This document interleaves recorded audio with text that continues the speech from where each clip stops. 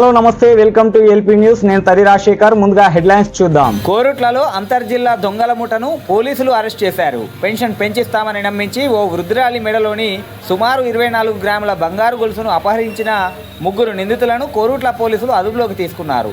వారి వద్ద నుంచి బంగారు గొలుసుతో పాటు 2 మొబైల్ ఫోన్లను కూడా స్వాధీనం చేసుకున్నారు. విచారణలో ప్రధాన నిందితుడిపై గతంలో 100కు పైగా కేసులు ఉన్నట్లు పోలీసులు వెల్లడించారు. ప్రభుత్వ పథకాలు, పెన్షన్ లేదా బ్యాంక్ సేవల పేరుతో అపరిచితులు మాట్లాడితే నమ్మవద్దని, అనుమానాస్పద వ్యక్తులు కనిపిస్తే వెంటనే 112కు లేదా సమీప పోలీస్ స్టేషన్కు సమాచారం ఇవ్వాలని పోలీసులు ప్రజలకు సూచించారు.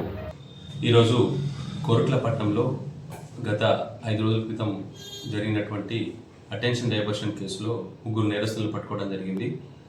గత 5 రోజుల క్రితం సిరికొండకు సంబంధించినటువంటి అల్లె భగీరథ సాయిబాబా టెంపుల్కి వచ్చి అక్కడ సాయిబాబా దర్శనం చేసుకున్న అనంతరం తిరిగి బస్టాండ్లో సిరికొండ బస్టాండ్ బస్ కోసం వెయిట్ చేస్తున్న క్రమంలో ఒక పర్సన్, ఒక గుర్తు తెలియని వ్యక్తి నా దగ్గరకు వచ్చేసి పెన్షన్ వస్తుందా అని చెప్పేసి అడిగి, అమ్మ నీకు పెన్షన్ 4,000 రావాలి, 2,000 ఎందుకు వస్తుంది, గవర్నమెంట్ 4,000 ఇస్తుందని చెప్పేసి ఆమెకు మాయమాటలు చెప్పి నీకు 4,000 ఇప్పిస్తా, బ్యాంక్ దగ్గర పోయి మనం ఫోటో దిగాలని చెప్పేసి కొద్దిసేపు ఆమె తెలిసిన వ్యక్తిలా ఆమెతో మాటలలో పెట్టే వరకు తను ఎవరో తెలిసిన వ్యక్తి అని అతన్ని నమ్మి అతని వెంట బ్యాంక్ దగ్గరికి వెళ్ళింది.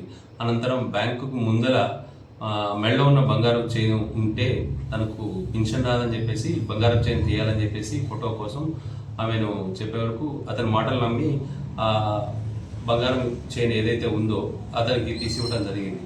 అనంతరం ఆ బ్యాంకు దగ్గర ఉన్నటువంటి ఆమెను అక్కడే ఉంచి లోపలికి వెళ్ళి మేనేజర్ గారితో మాట్లాడుస్తా అని చెప్పేసి ఆ బంగారం చైన్తో అక్కడ నుంచి దొంగ పారిపోవడం జరిగింది.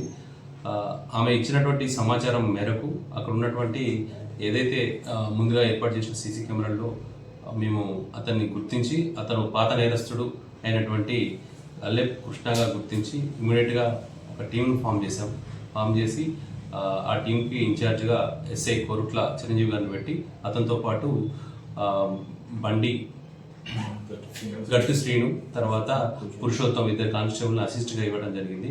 దాదాపు వారు 3 రోజులు కష్టపడి ఆ దొంగతనానికి సంబంధించినటువంటి అనాలిసిస్ చేసి ఈరోజు మళ్ళా ఏదైతే ఆ టీం ఉందో ఆ టీం మళ్ళీ ఈరోజు వాళ్ళు దొంగతనం చేయడానికి వస్తే వాళ్ళని చాలా శక్యంగా పట్టుకోవడం జరిగింది. ఏదైతే దొంగతనంలో సొత్తు కోల్పోయినటువంటి బంగారపు చైను ఏదైతే ఉందో దాన్ని ఈరోజు మేము రికవరీ చేసుకోవడం జరిగింది.